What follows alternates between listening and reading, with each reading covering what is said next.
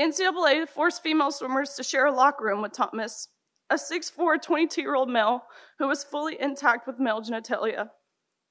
Let me be clear. We were not forewarned. We were not asked for our consent, and we did not give our consent.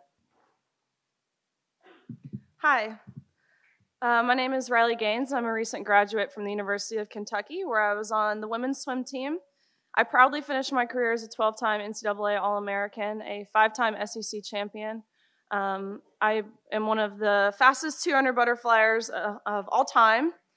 But on March 17th of last year, my teammates and I and other female swimmers from universities around the country were forced to compete against a biological male named Lia Thomas. Thomas was allowed to compete in the women's division after competing as a member of the University of Pennsylvania's men's swim team for 3 years.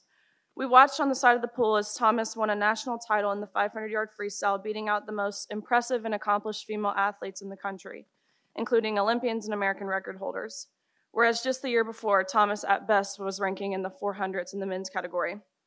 The next day, Thomas and I raced in the 200 freestyle, which ended up in a tie. We went the exact same time down to the 100th of a second.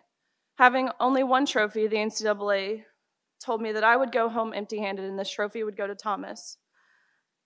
And when I questioned this, the NCAA told me that Thomas had to hold it for photo purposes. I was shocked. I felt betrayed and belittled, reduced to a photo op. But my feelings didn't matter. What mattered to the NCAA were the feelings of a biological male. In 1972, Congress enacted Title IX to end unjust sex discrimination in all aspects of education, including college athletics. But by allowing Thomas to displace female athletes in the pool and on the podium, the NCAA intentionally and explicitly discriminated on the basis of sex. Although the NCAA claimed it acted in the name of inclusion, its policies in fact excluded female athletes. But that is not all.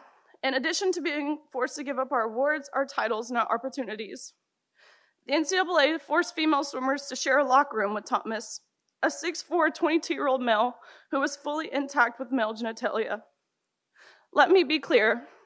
We were not forewarned. We were not asked for our consent, and we did not give our consent.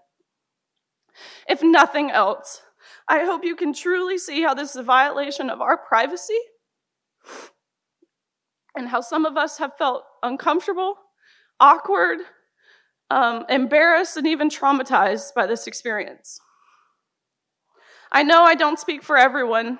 It's impossible to speak for everyone.